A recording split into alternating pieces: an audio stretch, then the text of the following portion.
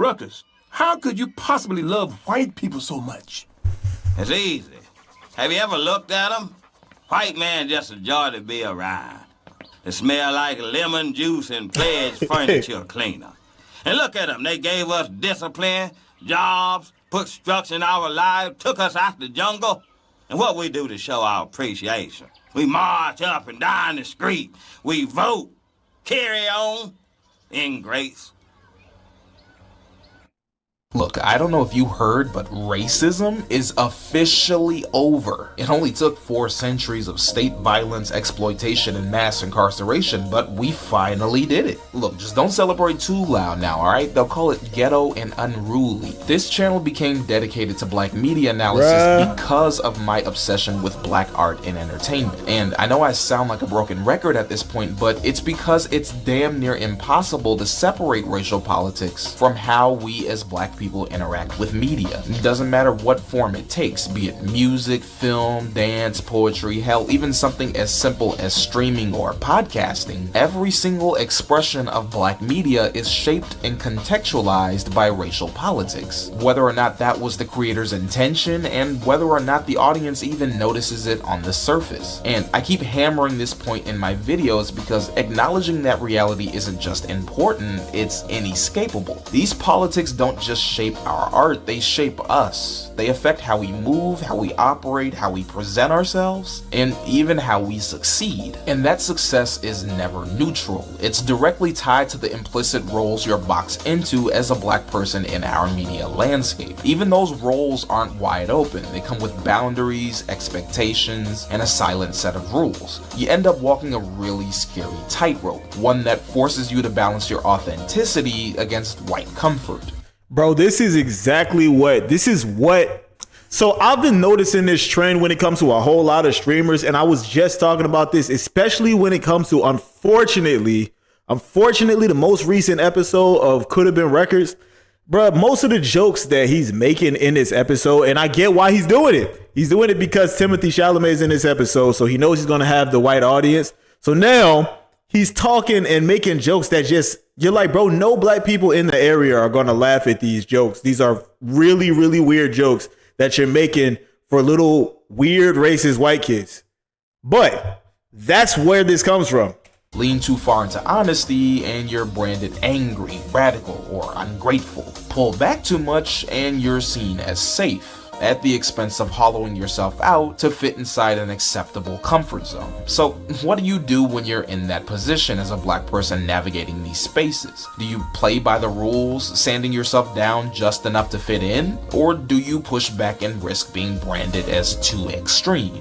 The unfortunate reality is what a lot of people choose to actually do is actually the former. They just go, all right, well, I'll just mold myself into this thing.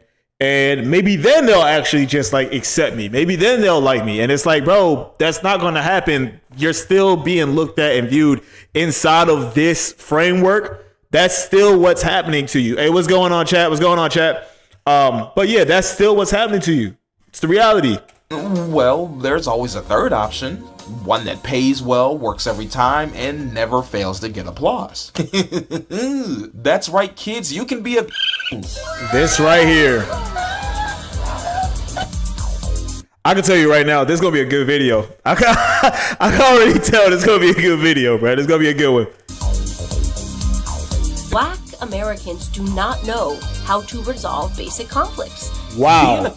Is an easy way to secure a bag. It's one of the easiest. If we're talking about one of the easiest ways to actually make sure that you get a bag, just start cooning. The oldest hustle in the book. Trade your people's dignity for a seat at the table, even if that seat is just for show. And Facts. In a media landscape where white comfort is currency, nothing pays better than telling racist white folks exactly what they want to hear and showing them exactly what they want to see.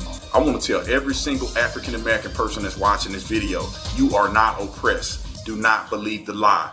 Bro, this is so this gonna be a banger. I can see this gonna be a banger. You are not a victim. You are a victor.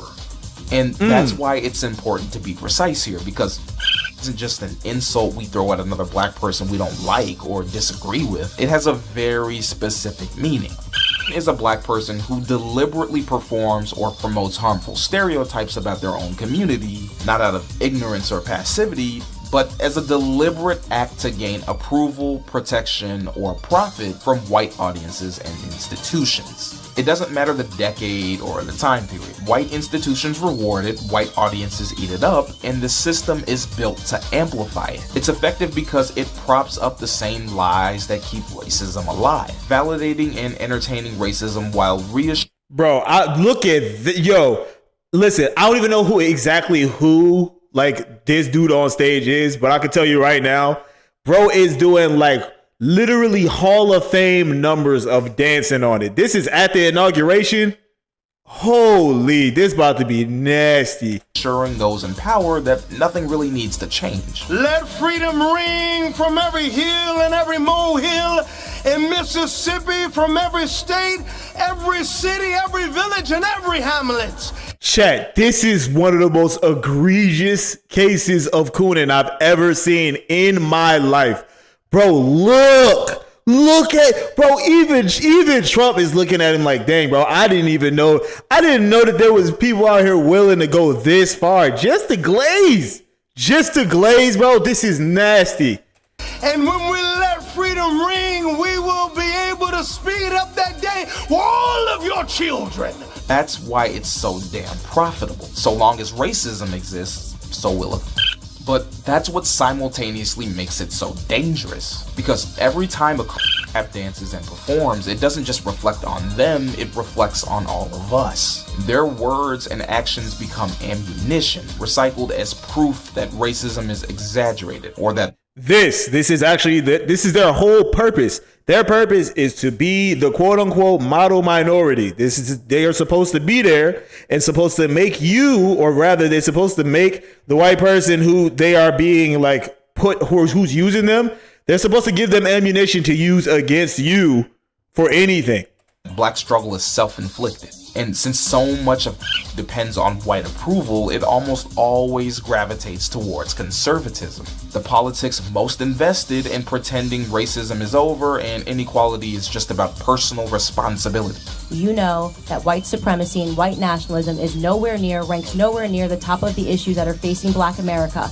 And the reason that you are bringing them up in this room is because it is an attempt to make the election all about race as the Democrats. Not in my case. That's what makes a so valuable to white audiences. They get to see a black face echo their talking points back at them. That's all it is. That's the whole purpose. I'm not even joking. If you want to get the easiest bag in the world, just watch Fox say whatever the dude on Fox said and just be black and just rinse and repeat. They'll literally eat all of this up because they're not smart enough to understand it. Like, bro, this is a person who's just trying to get money out of you. They don't think this because it's not even like it's profitable for them to like really actually believe that. Not really. You're not going to get that seat at the table, bro. It's not happening. Wrapping white comfort in black credibility. The more that caricature circulates, the more it solidifies until it hardens into policy, into prejudice, and into everyday justifications for inequality. It isn't just self-destructive, it's collective collateral damage. The individual cashes the check, but the community pays the price. Be it minstrelsy or political pundits, we've always looked down on the folks who choose to perform like this, and for good reason. But always for good reason. What's going on, chat? For good reason, always. Because how can you take somebody who does things like this seriously, especially if you're a part of that group? You're looking at them like, bro, all you do is sell out your people for this. But what do you do in a digital age where these bad faith actors aren't confined to a single stage but endless screens? What can you even do? Wait, combat this? Like that? Why beat them when you can just join them? Being a is easier than ever. It's really, really easy. 2018 in America. Does racism exist? Absolutely not. And it has. Wow, look at this. Look at that guy. Look at this guy. Never existed. Whoa! It never existed, huh? Wait, whoa! It's a made-up word. People jump so quick and they tense up at the thought of racial profiling. It's so wrong. It's so wrong. What is marketing? It's profiling.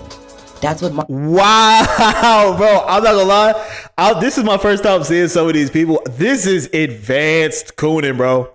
I didn't know that there was coons out here willing to do this much of it, bro. Holy. Marketing is. White supremacy and the KKK. Really? That's what you guys want me to be concerned with this week? Do I look like an idiot? As long as racism is profitable, there will always be a demand for some eager, happy-go-lucky Negro willing to sell it back with a smile. Playing into negative racial tropes is one of the fastest ways to get paid. It really is. Money doesn't come free. With it comes the cost of harming your own people, alienating yourself from your community, or worst of all, selling your own dignity. With that being said, whip out. Most of the time, that's what it involves. It involves you selling out your literal dignity, bro. You're gonna have to. Your tap dancing shoes and get ready to dive in. And together, let's find out if all the wealth, fame, and influence is worth the price of self-respect. Man. Other folks talk about save me. Wasn't nothing wrong with slavery. At least we got good food back then.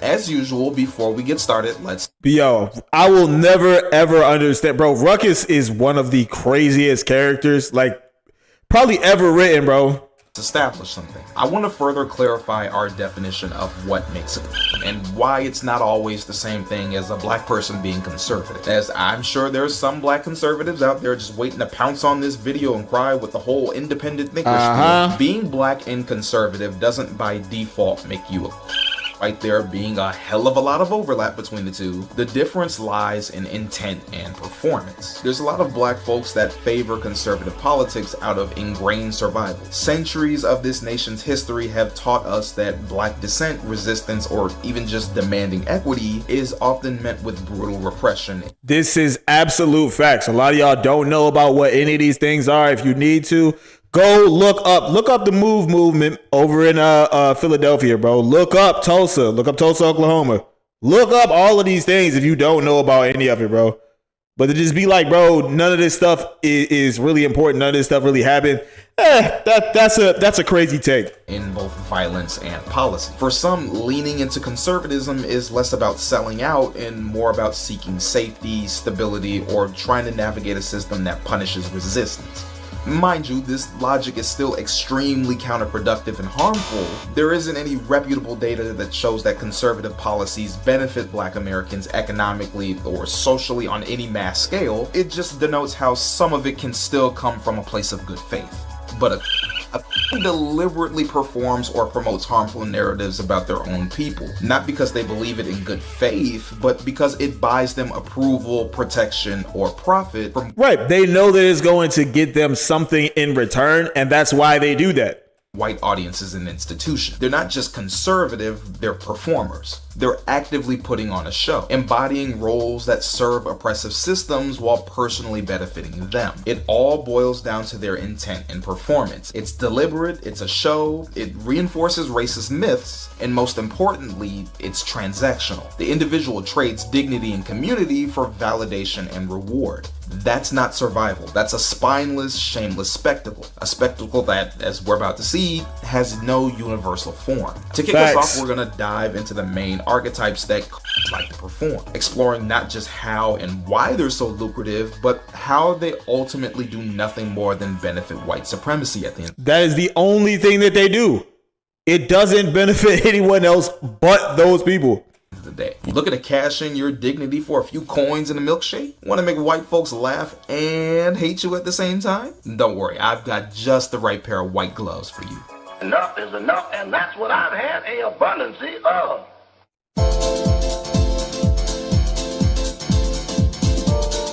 Every has a role to play, a mask that makes them profitable and entertaining to white audiences. And while there are many variations, the two most consistent archetypes are the jester and the knight. Different masks, same purpose. Whether they clown or crusade, both archetypes ultimately serve the same role, and that's reassuring white audiences that racism is either laughable or non-existent. First, we have the jester, the oldest and... I like that, bro. Like, first of all, fire animation, bro. Like, for sure, consider yourself subbed. But the other thing, like, I like that bro is actually breaking this down categorically, because we have to have that, bro. We have to. People got to understand, like, the different levels of this thing. and most recognizable archetype of the entertainer who survives by making a spectacle of themselves, often at the expense of their own people. At its root, the jester is a performer who embodies and exaggerates racist caricatures so that white audiences can laugh, feel at ease, and avoid confronting the realities of black life. And this figure isn't new. It stretches back to the minstrel shows of the early 19th century, where white performers would don blackface and prance around the stage mocking blackness, painting it as ignorant, lazy, and buffoonish. You know, bro, there's genuinely something wrong with them. Like, you got to think about how many different things they've actually done to specifically this one group of people for no apparent reason. There's genuinely something wrong with them. And like, if there's any kind of like validity to any kind of race science, we need to be doing science on them, not us, them. A real staple of American culture. White folks just couldn't get enough of this shit. I don't know, it was like the 19th century version of Friends. Around the 1830s, we get Thomas Daddy Rice, who popularizes his character Jim Crow, a shuffling, grinning, broken English caricature of a rural black man. A caricature Rice himself loosely based on a disabled slave he had once seen. The caricature would soon become a symbol for black inferiority, so powerful and popular that the name itself would later be used to brand an entire system of segregation. Ain't that about a blip? So when they tell you that media doesn't matter, just remember that. But alongside Jim Crow, you also had Zip Coon, only this one was based on a city living dandy. While Jim Crow was a lazy, sloppy buffoon, Zip Coon was a ridiculous fraud. He was overdressed, misused big words, and worst of all, thought of himself as equal to white people. The joke was that no matter how hard he tried, he could never rise above his place. These two became the blueprint of the jester. You now have a role where a black figure exists only to reassure white audiences that blackness is inherently laughable, inferior, and unserious. From the very beginning, the jester wasn't just about entertainment, it was about control. Eventually, black performers themselves are pushed into these roles, forced to mock their own people just to gain access to stages otherwise closed to them. The costume changes with the decades, but the script remains the same. You see the jester morph into Hollywood, on the big screen with Stephen Fetchit and Willie Best. What's your name? Yeah, fine, bro. Here's something about like, this was a thing that they did. They made this a thing. You white, what you mean? They won't hurt us because we slaves. They fighting for us. But if you white and southern, then you the enemy. Oh, don't pay him no mind. Come on, children, get in that high. On radio with Amos and Andy, and even in variety shows with Rochester Anderson. Kingfish, you mean to say that you is an actual doctor? Well, I ain't been blabbing it around, but I've been taking a correspondence course in doctoring. He's the funny black friend, the clownish entertainer, the loudmouth comic. Things like this are the reason why I will not and I cannot accept certain things, especially when it comes to like the WWE, bro. I never liked what they did with R-Truth's character. Never. I never liked what they did with his character. I remember him when he first actually joined up with the company in the first place. I remember him being Ron Killings. I remember him being just Truth. So to watch his character later on down the line just get turned into just comedic relief, and not even like actually funny comedic relief, it is straight minstrel show comedic relief. This shit is not funny to nobody but them peoples, bro. And really, it's funny to dumb them peoples. Not really actually intelligent ones. Dumb ones. Relief who eases racial tension with jokes and dance moves. Different eras, different packaging, but the function never changes. Blackness was safe only when it was a punchline. Black people are tolerated as long as they keep the jokes coming and never demand too much seriousness. Today, the jester thrives in the digital era. TikTok, YouTube, Instagram, entire careers are built around parroting black culture for white. This is unfortunately true. Clicks. Sometimes he leans into exaggerated AAVE or quote-unquote hood stereotypes for laugh. You know what? We definitely gonna talk about that because there are for sure multiple of y'all who are definitely, you're forcing a lot of the AAVE, bro. You forcing it. I know for a fact you don't talk this. It's not that exaggerated when you talk to really just any of your peoples. You do this online because you know that that's gonna be entertaining to them. Other times, he positions himself as the safe black person who it's okay to make racist jokes around. You want an N-word pass? Don't worry, he'll give you one. Them. I've seen so many of them. I'll be honest with you. I've had the thought before, like, man, should I just like make videos just like spotlighting what these people do? I'm be honest with you. You know it when you see it, bro. You know it when you see it. The league. What is he like there? He got a best league of all the... Yo, come on, man. Bo Ray, don't give a fuck.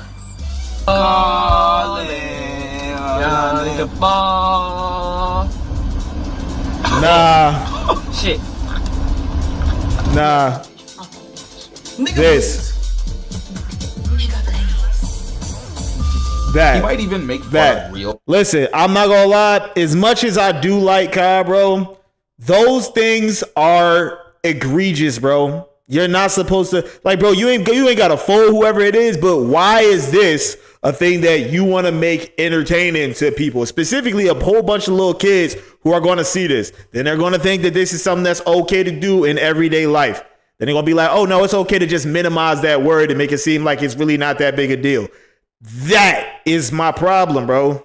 Issues such as police brutality or systemic inequality, as if centuries of oppression, violence, and pain are nothing more than material for a punchline. It's how we get King Batch making an entire career off of chicken, watermelon, and crime jokes. 100%. This was all Batch did.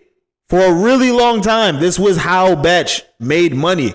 Bottle of lotion today, you can help these ashy African-American children. Please call now. I made it out the hood, baby. Welcome back. For the next 12 hours, all crime is legal. Today's a good day. You know what's so crazy about it? Like the fact that we really all saw this and it wasn't made into more of a big deal earlier on, even though it absolutely should have been. Like, look at this. How you get iShow Speed barking like an animal while also letting his non-black fans call him and make racial jokes. 100% he does this. Come on, look. Cotton?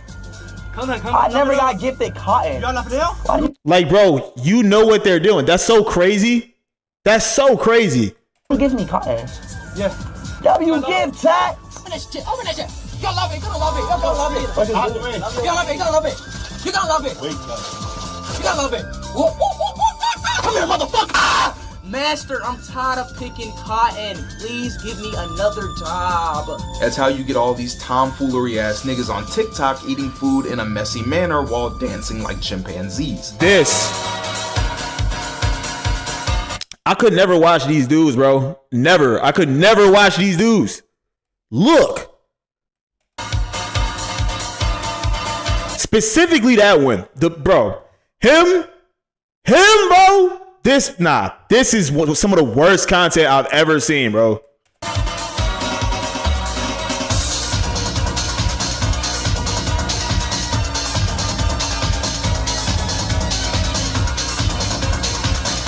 And I know a lot of people would try to excuse it like, oh no, he's just happy to be eating the food. Nah, bro. Y'all know what he's doing. This nigga is literally calling himself the Groovin' Gorilla. He calls himself that, bro. Not get any more on the nose than this. It doesn't matter the variant or the medium. In every form, the jester's job is to turn blackness into a spectacle. He makes racism easier to consume because it's coated in laughter. And that is why he works. The jester works because he makes racism feel good. He doesn't challenge the audience, he comforts them. Instead of forcing white American audiences to face the ugly reality of racism and systemic inequality, the jester flips those realities into comedy. Pain becomes parody, suffering becomes slapstick. The cruelty of anti-blackness is softened, wrapped in laughter, and handed back as entertainment. And that is why they do it. Because they know that people will indeed watch that, bro. Look at how much money Speed's made. Kai, all of the rest of them. Like I said, man, like, hopefully we gonna talk about that, because I'm not gonna lie to you, that one Drewski vid, I was like, bro, he's literally only doing this for them. Audience can consume stereotypes without guilt because at the end of the day, it's all just a joke. But just a joke is exactly what makes it powerful. laughter disarms. When racism comes dressed as comedy, it doesn't feel like hate, it feels like permission. You're not laughing at black people, you're laughing with them. You get a pass. Hell, after all, the black guy telling you the joke wants you to laugh. White audiences can laugh at caricatures of blackness without guilt because humor provides cover, and that thin veil of irony makes the jester effective. Like, look at how unsettling it is, bro. Just look at it. Look at what that actually is. Like, these people really actually did this for years, bro. Years. Turning mockery into entertainment and entertainment into normalization. But the jester is only one side of the coin. We then have the knight. Well, one is an Now this one should be entertaining. This one should be entertaining because I want to see exactly how he breaks this one down. Because yes, this person over here, no, this one, their job is indeed to just enforce that same, basically all of the things that those people actually believe.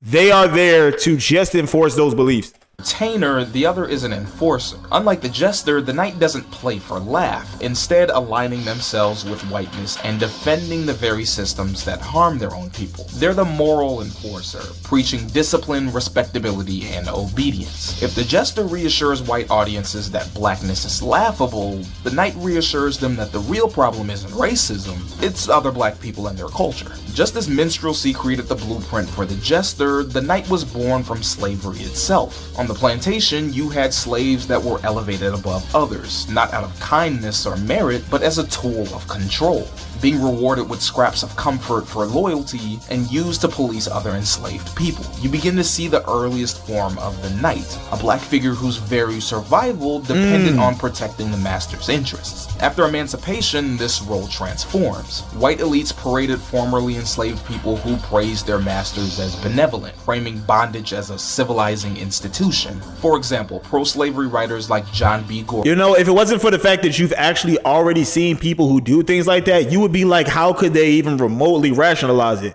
But we know that they do. They do it to this day, right now.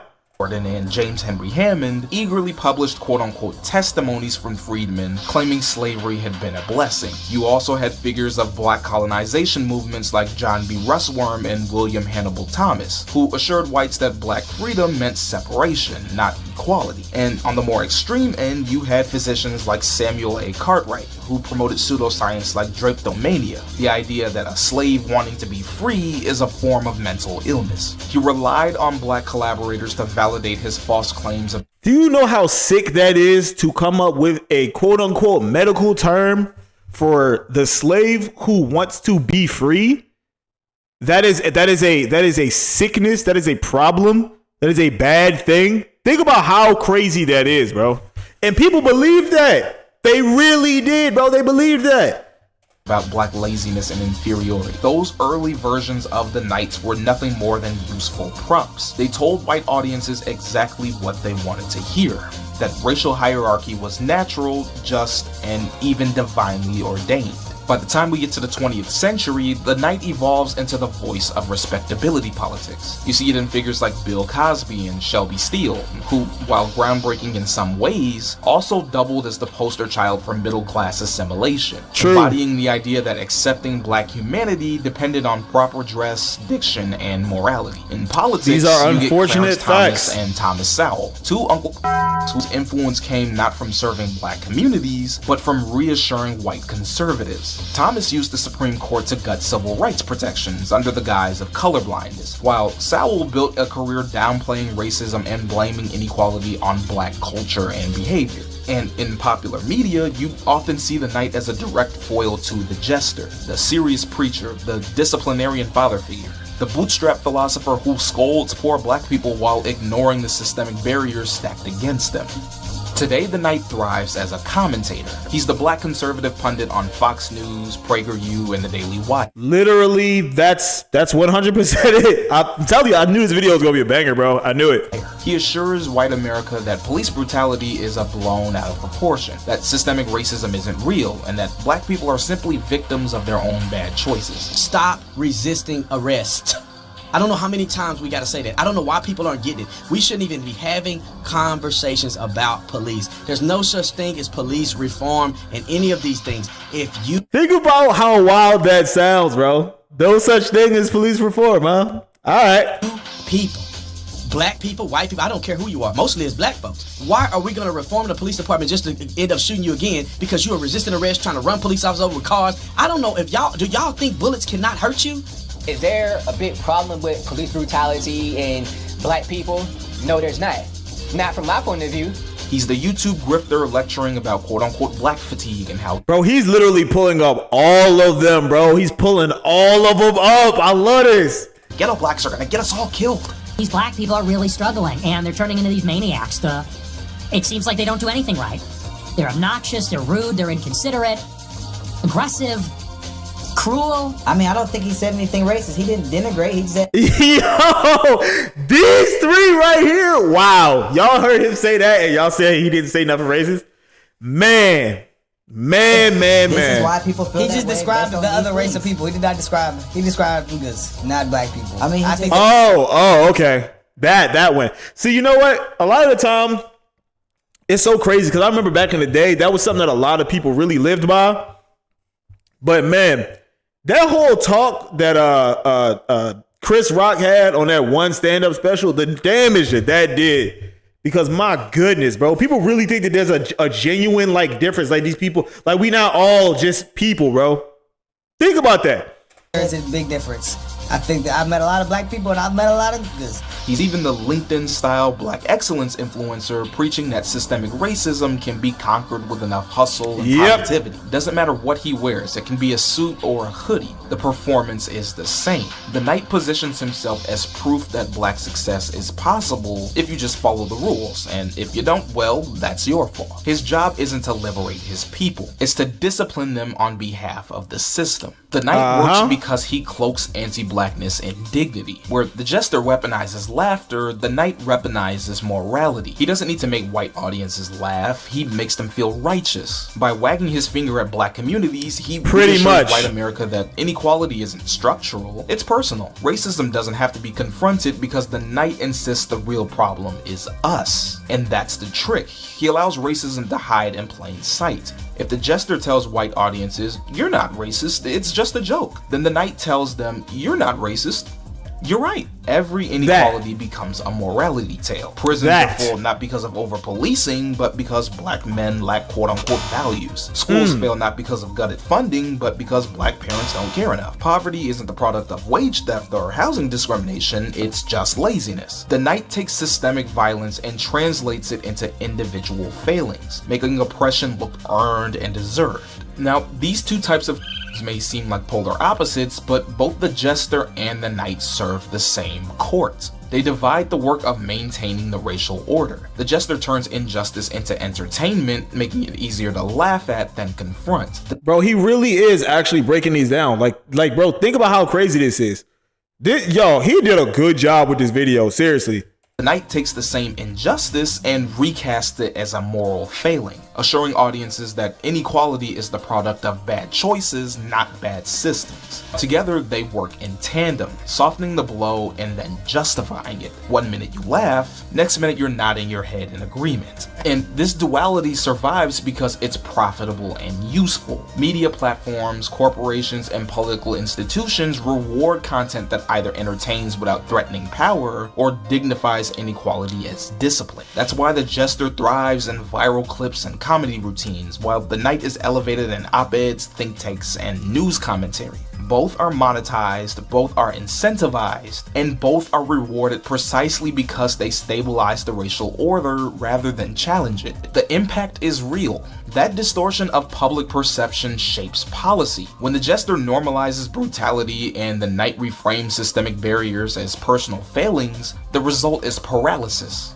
No need to reform and no appetite for justice. In practice, this translates into underfunded schools, harsher policing, and the erosion of civil rights, all justified by the story that black suffering is either laughable or deserved. In the end, it's just like we said earlier, two sides of the same coin.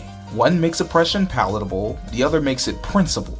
Neither disrupt the system. And until the structures that reward these performances are dismantled, both will keep tap dancing to the bank. But identifying it only take you so far. Let's say you see the harm, damage, and destruction this causes, and none of that phases you. In fact, you see how lucrative it is and want to make some money off of it. Well, you morally bankrupt motherfucker, I have just the news for you. This next section is going to teach you exactly how to sell your soul. Bro, this right here, this is crazy. Bro's genuinely breaking this down right now. Like, this is a great video, seriously. I'm gonna teach you step by step how to coon, bro. What's up, guys, and welcome back to the only channel brave enough to talk about real issues in the black community. Today, we're gonna react to More Sexy Red. Now, I know we talked about her in 14 different videos already, but the views, oh baby, the views let me know you guys haven't had enough.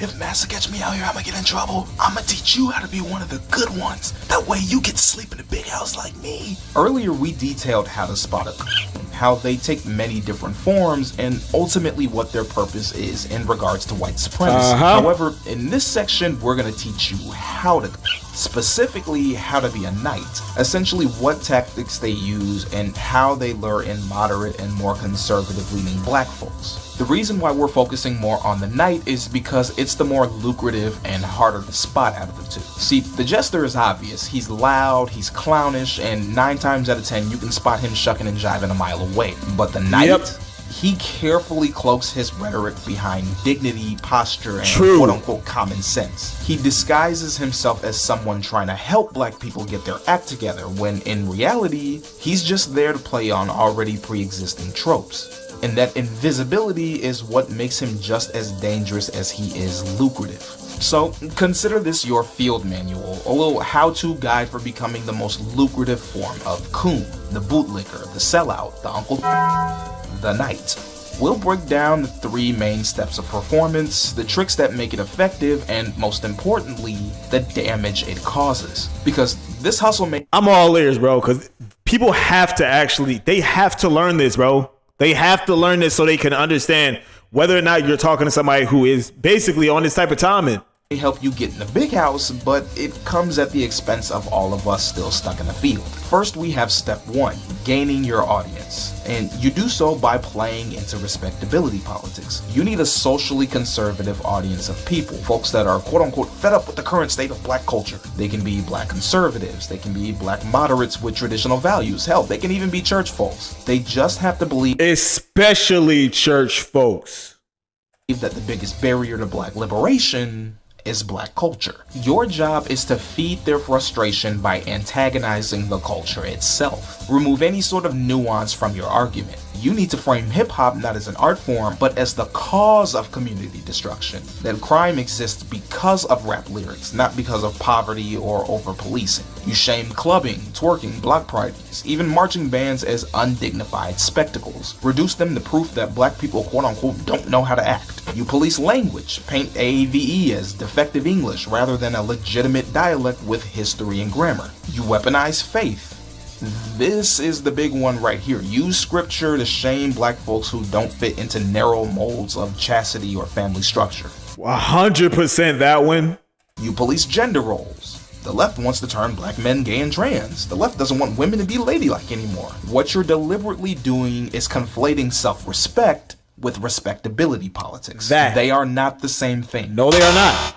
Conservatism has done such a good job of blurring the line between self-respect and respectability politics that most folks don't even know the definition of the term. This is true.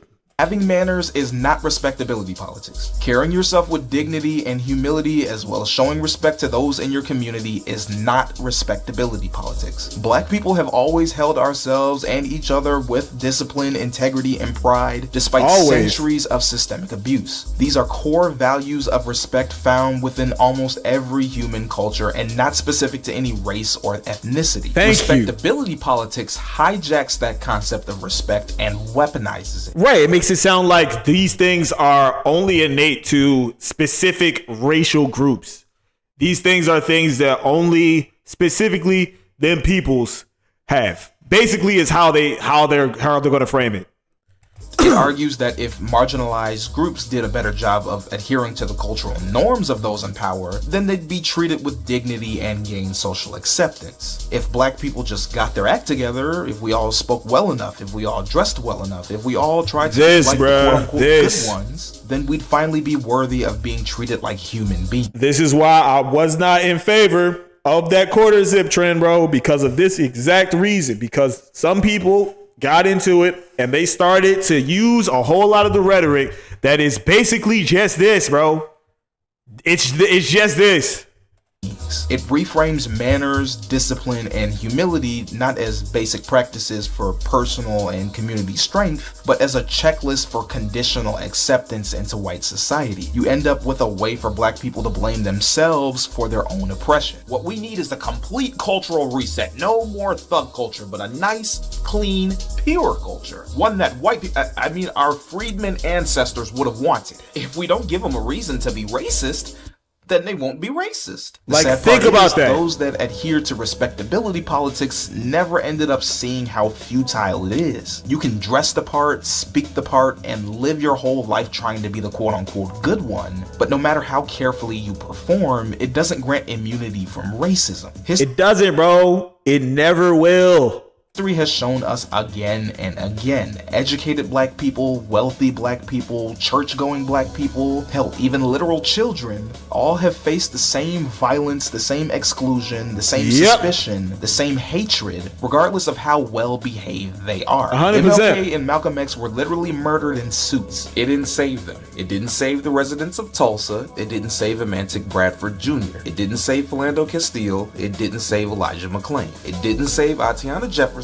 It didn't save Botham Jean. It didn't save Henry Louis Gates Jr. It didn't save Christian Cooper. It didn't save Tamir Rice. It didn't save Sandra Bland. It didn't save Patrick Lyoya. It didn't save Jamel Robertson. It didn't save John Crawford III. It didn't save Ralph Yarl. It didn't save Keith Lamont Scott. It didn't save Corey Jones. It didn't save the Charleston 9. It didn't save the Buffalo 13. It didn't save Ayanna Stanley Jones. It didn't save Sean Bell. Every one of these people dressed quote-unquote. Bro, that whole part of the video right there is really, bro, that for you to look at that and think that the answer to this is to just somehow change like your overall being to somehow fit into this narrative, this role, and that will somehow shield you from these people and the things that they do, the way that they think is insane, bro. It's literally insane.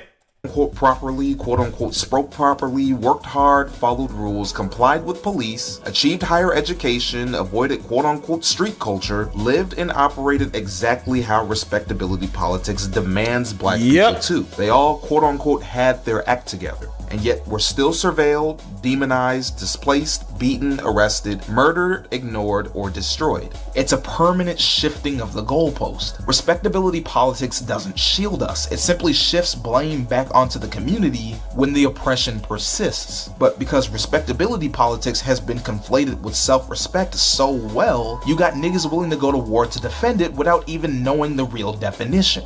So you're just telling me we should let these folks act like buffoons? We should just let this degeneracy exist? You can't tell me it doesn't make us all look bad, not realizing that this logic right here is the problem. Nobody here is arguing against discipline, integrity, or accountability within our communities, or holding members accountable when they disrespect others. There's countless times where we've called out disrespectful, degenerate shit, especially all the time when it disrespects our ancestors.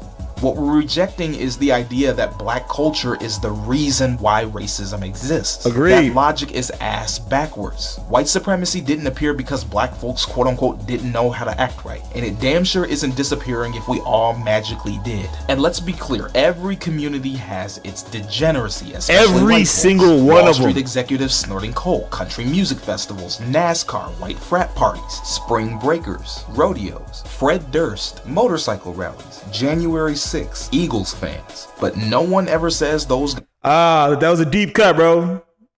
That was a deep cut. but we shall proceed. Okay. Guys represent all white people, or that white respectability depends on silencing those behaviors. Only black folks are told that a few people's buffoonery condemns the whole race. That's not moral concern. That's anti-blackness. Here we go. This exact stand-up, this is the one that changed. Bro, this made so many people. This gave them the ability to use this. We're the real black people, not those niggas. It doesn't shield you from racism, nor does it help the community. It doesn't. All it does is affirm a racist fantasy where they are the standard, and we are the ones that must constantly perform to disprove inferiority. And even inside that fantasy, you're not treated as an individual. You're just the designated responsible black. The one white people think should help manage and discipline the quote-unquote ghetto inner city blacks, they've already decided are beyond saving. It doesn't grant you respect. It just assigns you a different role in the same racist hierarchy. You not liking Sexy Red is one thing. You thinking she's tacky or trashy or vulgar, cool, that's fine. You have every right not to like her. But the minute you start blaming folks like Sexy Red as the reason why we can't get ahead, that's some shit. It is, man. See? This is what's destroying our people. Not crime bills, not redlining, not mass incarceration. Balloons and booty shorts.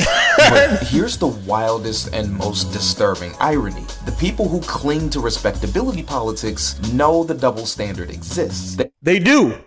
They know it exists, bro. I promise you they do. They know black people are forced to quote-unquote perform good behaviors so one person's mistakes doesn't condemn the entire race. They know we get collective punishment while white people get treated as individuals. Right, you get to be an individual. Jack Doherty gets to be Jack Doherty.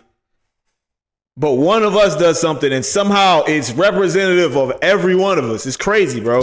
They'll even tell you plainly, look, that's just the way it is. But instead of questioning the system that makes that logic possible, instead of asking why black humanity is treated as conditional in the first place, why over 47 million people have to be collectively judged by the actions of a few, they turn the burden back on the community. They disguise it as accountability. They defend the double standard. They try to enforce it. They blame black people for the weight of that racist expectation. And that's the trap. The moment you accept the idea that the entire race lives or dies based on the behavior of the loudest, most foolish, ignorant among us, you've already agreed to an anti-black worldview. You're no longer challenging racism, you're helping enforce its rules. Respectability politics doesn't fight the system, it just tries to bargain with it. It tells us the world is anti-black, so let's contort ourselves into whatever shape offends whiteness the least. Basically. Even though that shape has never protected a single Not black one time. life. If we don't give them a reason to be racist, then they won't be racist. Step one is simple. Play into respectability politics using your platform to police other black people. You become the mouthpiece for white supremacy. They just bring them on the show so they can basically shit talk black people, bro. That's the whole point.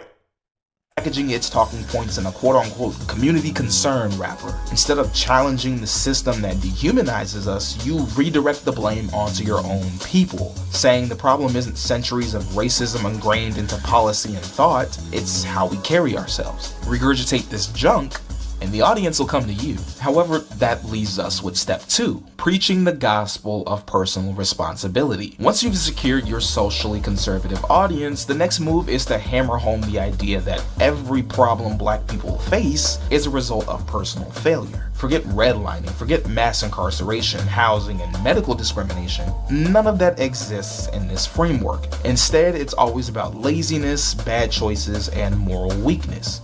You know, personal responsibility. If step one was about performance, telling black folks to dress right, talk right, and act right to earn dignity, then step two is about internalizing failure when that performance doesn't magically end oppression. It goes from, if we act right, they'll treat us right, to, if things still don't get better after we act right, then we just didn't work hard enough. Your job is to use your platform to redirect every conversation about systemic barriers back to individual shortcomings. Use all the conservative talking points. If someone mentions housing discrimination, you pivot to, why don't they just save up to buy a house? If the cops shoot an unarmed kid in the back, you ask, well, why was he running away? Why didn't he just comply? Crime, fatherless homes. Poverty, bad financial choices. You should have gotten into crypto. Every structural critique becomes a sermon about discipline and morals.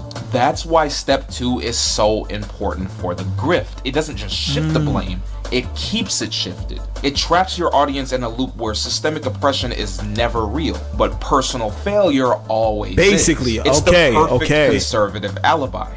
If black people fail, then it's our fault. But if we succeed, then it's despite ourselves. Look, I don't want to hear about racism or history or systemic barriers. That's a victim mentality. It's time to stop blaming everyone else but ourselves for our lives and our actions. I damn sure can't help what someone does to me, but I control 110% of how I move forward. White man this, racism that, enough. I promise you, the second you start focusing on yourself, your goals, your dreams, tunnel vision, and move forward, the faster life will progress for you and the happier you will become. This is where you perfect the art of anecdote over evidence. I grew up poor and made it, so why can't they? This right here is a big one, specifically in those groups. This is a huge one, bro. They use that all the time. Data and evidence showing that all the systems, which is so funny because for certain subjects, it's fine for them to, for certain subjects, when anyone has an opposing view and they try to use anecdotal evidence, they are immediately the quickest to point that out. But they do this and nothing.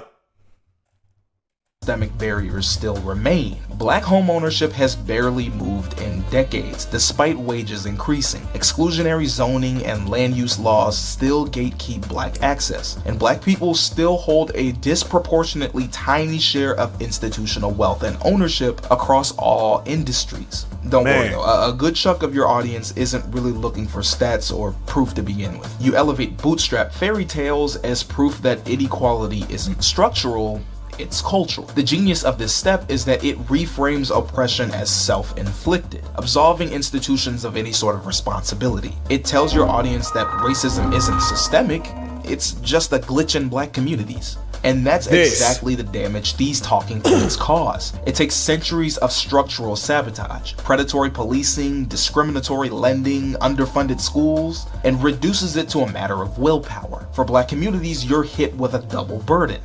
Literally. In 1903, black American sociologist W.E.B. Du Bois proposed the idea of double consciousness. As a black person, you're forced to navigate the world twice over, once through your own lived reality, and once through the gaze of a society that pathologizes your very existence. Bruh. Respectability politics and the gospel of personal responsibility sharpen that double vision into a wound. Not only do you have to survive the realities of discrimination, but you're also told it's your own fault when those barriers stop you from advancing. The effect is absolutely disgusting. It erases history, isolates individuals, and weaponizes shame as a political tool. Worse, it gives the institutions a free pass. If poverty is reduced to just quote-unquote bad choices, then governments, banks, schools, and corporations never have to answer for the systemic violence they enact. But that's your role as a bootlicker, as a knight, as a... It's your job to ensure that these talking points never stay isolated in white conservative spaces, but circulate back into black communities as quote-unquote common sense. You become the courier of white supremacy dressed up in the language of tough love. Your platform becomes less about empowerment and more about enforcement, making sure that whenever structural critique arises, it gets drowned out by lectures on hustle, morality, and self-discipline. In this way, you don't just echo the system, you fortify it. We now move on to the third and final step, the one that everyone wants: platforming outrage and cashing out. Once you've amassed an audience of conservatives and gained their attention, you have to keep them hooked, and that's by feeding them non-stop the misery outrage. Machine. Your digital platform becomes a stage show. Every tweet, reaction video, commentary, or Fox News appearance is designed to mock, scold, or call out black communities in ways that your audience finds entertaining and engaging. Police shoot another unarmed black kid? That's not tragedy, that's content. New rap song goes viral? Hell, you found some body cam footage or some random TikTok? That's your chance to rant about quote-unquote degeneracy and quote-unquote fatherless homes. You don't even need to believe it. The outrage machine doesn't care. All it requires is consistency. That's exactly what it is. Social media isn't neutral. It's designed to amplify the loudest, most polarizing takes because outrage keeps people scrolling. Anger is that it 100% does. I promise you it does.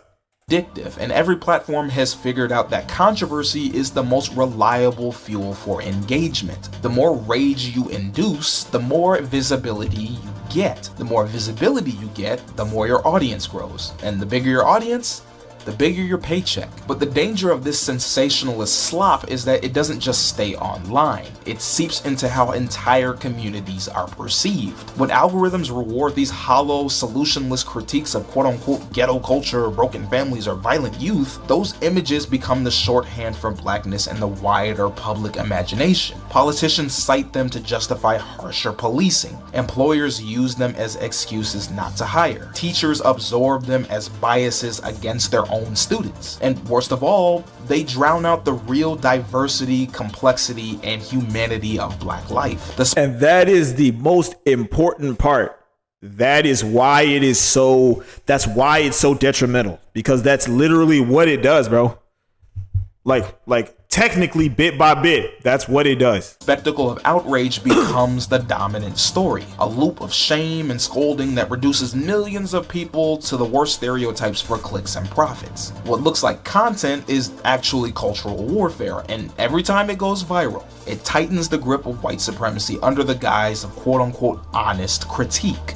But at the end of the day, that's the whole point of a clip. If they see a Black voice saying these things, it doesn't just confirm their biases, it sanctifies it. Suddenly, racist talking points don't look racist anymore. They look like truth because they're being delivered by someone who looks like the people being attacked. This is why media platforms love trotting these figures out. A Fox News panel on crime doesn't hit the same without a Black commentator ready to scold their own community. A conservative op-ed about culture carries more weight when it's being penned by someone Black. Even liberal outlets will platform these voices under the guise of quote-unquote balance, letting their audience consume stereotypes without guilt. The cycle is complete. Your outrage content feeds algorithms, algorithms grow your audience makes you marketable to media outlets, and those outlets recycle your rhetoric into policy debates. In the end, your face becomes the mask white supremacy wears when it wants to speak with a Black voice. However, if you've already made it this far to step 3, none of that should matter to you. You've already won. It's now time to cash out and enjoy the fruits of your labor. You've built a brand, secured media appearances, signed book deals, maybe even landed a podcast or a think tank. That's what it is. It makes perfect sense. That's literally how they do that. The damage to your community is irrelevant because the incentives don't reward care, they reward consistency. So what? Other Black folks might call you a who cares? You got paid at the end of the day. They didn't. You put in the work to get to where you are, and that work definitely paid off. You made a career deliberately spreading harmful, inaccurate narratives about your own people for the sake of white approval and dollars, and did a damn good job of it. But there's still one unresolved question, one that we asked at the very beginning of this video. And what is that? Was any of this worth it? Was the platform, the paycheck, the fleeting applause of an audience that never truly wanted you worth the price of your self-respect? Because here's the truth, a seat at the table is never guaranteed. And no, it is even not. If you do manage to secure one, don't fool yourself, you're not getting served. You're the entertainment, you're the prop. You're the proof they point to so they don't have to change. That's the real cost of cooning, and it's a bill that always comes due.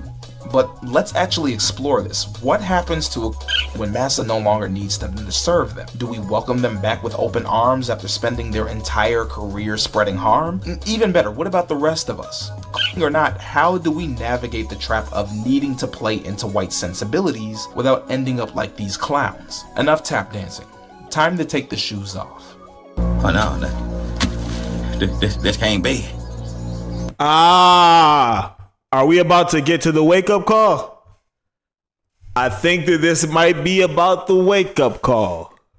It says I'm 102% African with a 2% margin of error. Why, Lord? Why, Lord? Why?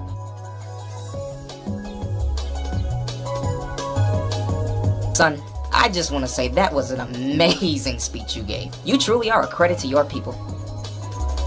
Thank you, sir. Let's get one thing straight before we go any further. You will never get a seat at No, the you table. will not, man. Not a real one. You need to understand that.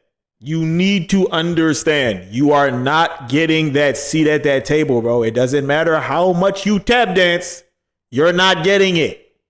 You might get invited to stand near it, maybe even handed a plate if you're lucky, but you'll never be allowed to sit down and eat without permission. That boy Vivek just learned that. He just learned that. Went all the way over to I don't even know what town and just learned in real time, oh snap, I'm not white. No, you're not. You're not, bro. And they very much are aware of that. And they will remind you of that. That's not how this system works. It doesn't integrate you into power. It accessorizes you. You're not there to change it. You're there to make it look changed. You're the token black used to paint the illusion of equity. Black lips used to tell white lies. Truth is, tokens get spent every single time. They parade you around until your usefulness runs out. Then they toss you aside like a campaign slogan that's gone stale. The minute your image stops being profitable, the minute your words stop aligning with their script, the second you start believing you actually earned your place instead of being placed there, that's when the mask slips and you realize you never were at the table. You were the tablecloth protecting the diners. We've seen this time and time again what happens when a bootlicker fails to shine Massa's shoes well enough, or when he finds some other happy-to-be-here Negro who can do it better. We saw this with black MAGA politicians and allies who were eager to support Trump during his campaign, only to be ditched and discarded when he won. Figures like Tim Scott, Byron Donalds, and Mark Robinson all tried to curry favor with Trump, but they weren't selected for high-profile. Not a one. Not one of them. Cabinet positions. Their loyalty didn't translate into lasting political power. The same can be said with all of these conservative commentators on YouTube and TikTok. Social media personalities like Officer Tatum and Rob Smith were willing to get on all fours to defend and worship white conservatives and their policies, but that worship never saved them from hate crimes. As a Christian who went to Israel, I spent 2 weeks there with the church, and we had an incredible time. We had only one incident where a small child spit on one of the pastors, and immediately after there was an adult that came by and said, that's not a representation of who we are. You know, we love you guys are always welcome here. And I have to say, no adults gave us any grief. We had no issues whatsoever. And our experience there, it was actually an amazing experience. This spineless Negro literally gets spat on, and his first instinct is to thank them for only spitting on him once. Like, wow. Rob had to find out the hard way that folks who dislike both the black and LGBTQ communities might have a problem with him being a black gay Republican. Oh my God, look at that, I got some fans, Gay sex,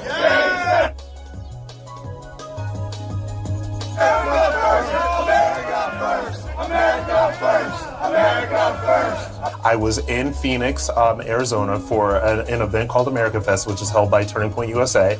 I went to this event because I saw... And would you look at that? Would you look at that? You know, Rob, it's almost like you were never actually invited. They don't really mess with you. They wanted you to be a mouthpiece. That's it. That a lot of other conservative influencers would be there. And I had no idea that it was going to be infested with these people. I had no idea. You didn't know? Face. Imagine spending years kissing ass just to get hate crimed at a rally. And then there's the queen of conservative tokenism herself, Candace Owens. For years, she served as the Daily Wire's black mouthpiece, their go-to for packaging bigotry as quote-unquote common sense. As long as she stuck to the script, she was golden. But the minute she went off script, the minute she called out the Israeli state for committing a genocide, she too saw how much a spent token was really worth.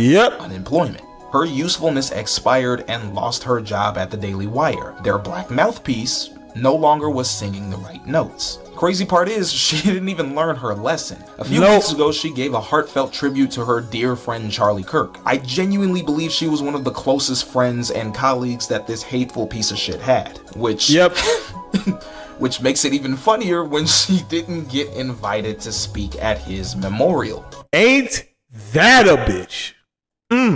But you know what she did get used for? to prove that he wasn't racist because he had black friends. Ah. And don't think you can just rebrand and get welcomed back in with open arms by the very community you spent years disrespecting. Nah. It's not that easy. It's and not. Before any of you start caterwauling, I thought you were supposed to be pro-black. Yes, that doesn't apply to independent thinkers. So much for the tolerant left. Let's get one thing straight, Mr. Independent Thinker. No community is obligated to embrace you after you built an entire career profiting they off are of not. lies that made their lives harder. You had no problem demonizing struggling families, mocking victims of police violence, or gaslighting your own people on national TV. You weren't thinking independently, you were selling your integrity for it. Ask the amazing Lucas about that, bro. That's literally what, bro. He had to have that wake-up call, and then, bruh, it took him probably, honestly, it took him about 5 years to get to the point where people was actually even remotely listening to anything he had to say again. 5 years, bro. Engagement. And now when the checks stop coming in and your handlers move on, you want grace from the same folks you told to pull themselves up by their bootstraps? Hell man. No. That's called consequences. What you need to do is work harder and take some personal accountability, then maybe we'll let you back in. But what if you're not that far gone? What if you're not some morally bankrupt opportunist, and instead just a regular person with some conservative leanings? This is for the black moderates, the socially conservative black folks, the churchgoers, the we just need to do better crowd. The ones who might not be but are standing close enough to this rhetoric to sometimes fall for it when it's dressed up in pretty words. I get it. You want order, stability, and safety in our communities. We all do. You're tired of the chaos, the economic instability, the communal violence that at times can feel inescapable, the constant feeling like we're fighting uphill battles that never end. But I need you to understand, conservatism has never been the answer. Not one time, bro. It's never, ever, ever helped us, bro. I need y'all to lock in. It has not. It has never in almost the 300 years of this nation's existence once improved the material conditions of black people. Not once. Not during abolition, not during Reconstruction, not during Jim Crow, not during the war on drugs. Not now. There is no empirical data, no policy, no administration, no economic period where black conservatism resulted in measurable liberation. It doesn't happen because it's not designed to happen. Conservatism's entire function is to preserve existing hierarchies. That's not it. Dismantle them. Regardless of how... Think of the name, bro. Think of the name. Much you try to modify your behavior or existence. Them being in charge will always result in you being in a subservient role. It doesn't matter how much money you achieve, status you obtain, or how well behaved you are. The thing that you are conserving are the things that keep them in power. So, let me ask again, what exactly is it you're trying to conserve? It can't be the black family. You see what I'm saying?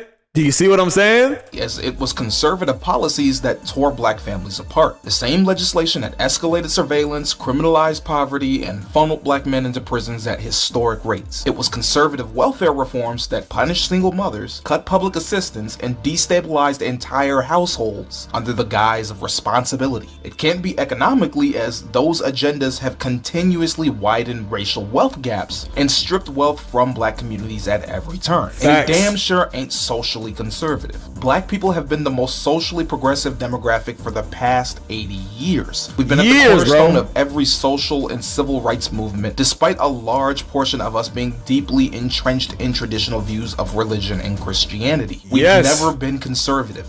Not fiscally, not socially, never.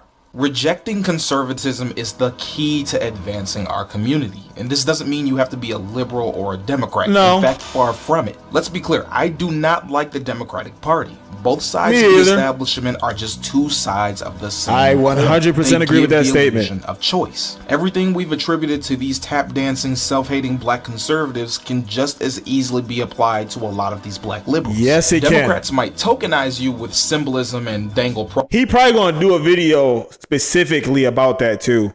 Progress over your head like a carrot on a stick.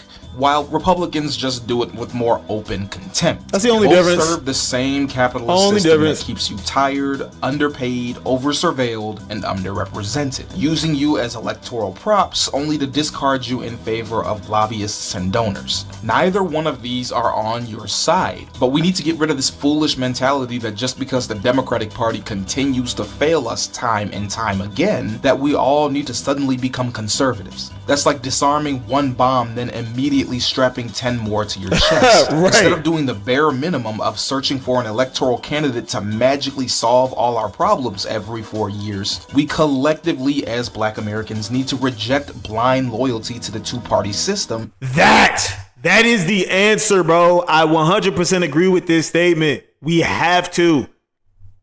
And start to invest in direct action. There we Usually go. on every video, I have people who try to leave these gotcha comments. Actually, Pillboy, you missed something. You forgot to explain this. Only for me to address and explain it later in the video. They don't want to sit and watch the entire video before getting their rocks off in the comments, which is usually why I get bullshit comments like, no solutions? So you're just complaining but providing no solutions? Well, this is for you. The only way to meaningfully improve the lives of Black Americans is by changing the system shaping our lives, that being capitalism. The same system that depends on inequality and scarcity to function. The quote-unquote cultural problems that people like to blame, behavior, choices, norms, are just reflections of larger structural forces. And every time you interrupt, that is the truth. when resources are decommodified, when communities gain ownership, when public services are fully funded, these so-called cultural problems disappear right along with the conditions that produce them. And this is not some theory. We have decades of data to back this up. Let's start with crime. Most high violence neighborhoods, they map out almost perfectly onto areas of concentrated poverty, eviction, unemployment, and state abandonment. The violence doesn't decline just because people start quote unquote acting right. It declines when you it literally change the doesn't. environment. There you We saw this go. in both Baltimore's Park Heights and Cherry Hills neighborhoods. The Safe Streets program cut homicides by 56% and non-fatal. That's not a small number, bro. That's not a small metric.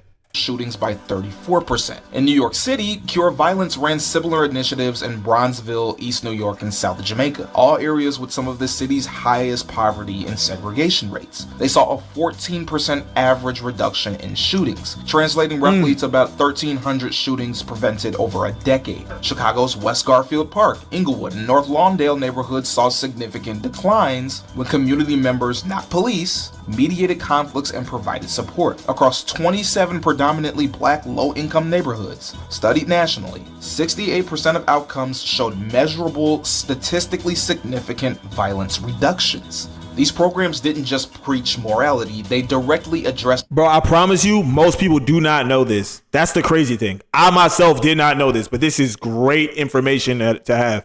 Poverty, trauma, and instability. Outreach workers connected high-risk young men to paid transitional jobs, GED programs, rental assistance, and emergency cash support. They provided on-call crisis counseling, responding to shootings to prevent retaliation. They walked families through trauma responses at neighborhood clinics. They gave risk residents access to stable, long-term employment, as well as resources to treatment. And as a result, the violence dropped. When violence decreases and stability increases, you start to see it affect education. Not because kids gain better values, but because their environment stops punishing them for being poor. Take Cincinnati's West End, Evanston, and Avondale neighborhoods, for example. When schools shifted to the community schools model, they didn't lecture students about responsibility, they removed the barriers that made a healthy learning environment impossible. Schools became resource hubs, free meals, healthcare, dental care, trauma counseling, attendance support, social workers, transportation help, after-school programs, arts programs, family resource centers. The results were immediate. Graduation rates jumped from 51% to 88%. Wow. Absenteeism fell, and behavioral issues collapsed. Why? Not because the culture magically changed or because kids didn't want to be like rappers anymore, but because the conditions did. New York City saw the same pattern across Harlem, South Bronx, Bronzeville, and Central Brooklyn. Community schools produced a 24% drop in chronic absenteeism, a 10% increase in credit accumulation, and sharp declines in suspensions. Oakland Unified told the same story in East Oakland and Fruitvale. Restorative justice addressed behavioral treatment, not punishment. graduation rates rose, and students that were once labeled disruptive became high performers once their trauma was met with care instead of cops. And why does this magically work? Because the root problem that conservatives blame on thug culture was just a symptom. It was about hunger, housing instability, untreated health issues, trauma, and the stress of poverty. And when you address those conditions, you see performance rise, because students finally have the material stability required to show up and succeed. What's powerful is how these domains reinforce one another once the material foundation changes. When families have stable housing, children experience fewer interruptions in schooling. When parents aren't drowning in financial anxiety, the household becomes calmer, and the likelihood of youth involvement in violence falls. When schools have resources and provide restorative responses, young people receive care instead of criminalization, keeping them in classrooms and out of the pipeline that destabilizes communities. When crime drops because economic survival is no longer scarce, neighborhoods become safer, local institutions strengthen, and networks of mutual support grow. Improvements in one area cause downstream improvements in the others, because they were never separate problems to begin with. They were different manifestations of the same structural root. And mind you, these conservative pundits know this. It's why you never see them talk policy or any sort of meaningful programs or initiatives that offer hands-on-the-ground support for our communities. They know the minute you address the real concerns, the money bag goes away. When I posted the humorous teaser to this video last month, I had a lot of comments like this that tried to take the centrist approach. Maybe it's policy and culture. I mean, Pillboy, those conservatives have some points. But if you actually want to see these issues resolved, you'd get to the real meat of the problem. They're not doing that. That's because real systemic solutions don't pay the bills. These hollow, surface-level critiques are not going to solve anything. The truth is unavoidable. Fixing the system produces better outcomes than lecturing individuals ever has. Crime declines when neighborhoods are materially supported. Education improves when students' basic needs are met. Family stability strengthens when capitalism's pressures are lifted. The system is the root. The culture is merely the echo. And every measurable improvement we have comes from addressing the former. This is what real community accountability looks like. Supporting the people who need help. Stepping in to protect our neighborhoods when the system abandons us. We talk all the time about saving our communities, about wanting safer streets, better schools, and stronger families, but this is what actually produces that. You can spend all day lecturing kids to avoid gangs and crime, which you should, but unless you're also engaging in steps to substantially improve the conditions that led them down these paths to begin with, you're not accomplishing anything. Mind you, like I said earlier, these are not some easy one-step fix to decades, if not centuries, of systemic neglect and design. But understand, when problems are being addressed with actual solutions and tangible data in mind versus hollow, regurgitated talking points that only serve to placate white supremacy. It's the linchpin of all the banes that continue to plague us. And so long as it exists, there will always be black folks willing to defend it, out of ignorance, out of profit, or most times both. Just know that choosing the latter always comes with a price tag, and whether or not you can afford the cost afterwards is a choice that's up to you. Bruh. Fuck out. Okay. I'm gonna tell y'all right now. Hold on. As my very life oozed out of me, all I could think of was something the great Negro James Baldwin had written. People pay for what they do, and still more for what they have allowed themselves to become. And they pay for it very simply by the lives they lead. Maybe Baldwin was right. Maybe he was wrong. But as my father often told me, always keep 'em laughing. Wow. Guys, that was, without question, that's one of the greatest videos I've ever seen, bro. Pillboy, you definitely just gained a subscriber, because this is, without question, this is top 5 best videos I've ever seen. And I learned a lot from this John just now, bro. Like a whole lot. Listen, we gonna talk about this, John, chat. We gonna talk about this, John. But I'll see y'all in the next.